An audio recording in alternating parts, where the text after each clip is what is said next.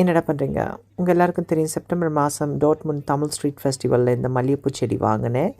இப்போ அது என்ன நிலைமையில் இருக்குன்னு பார்க்க போகிறீங்களா? அன்பார்ந்த மக்களே, நான் அந்த வீடியோ செப்டம்பர் மாதம் 2024ஆம் ஆண்டு இங்கே நடந்த ஜெர்மனியில் நடந்த தமிழ் ஸ்ட்ரீட் ஃபெஸ்டிவலில் வாங்கினப்ப எடுத்த வீடியோ மல்லிகை கண்டு.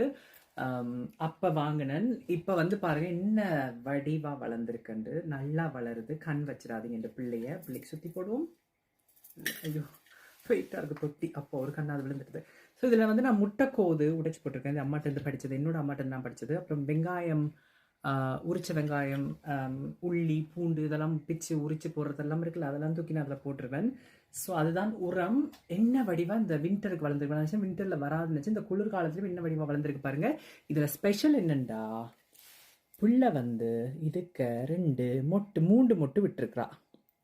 ஸோ வின்டரில் புள்ள பூக்க போகிறா. I am so happy.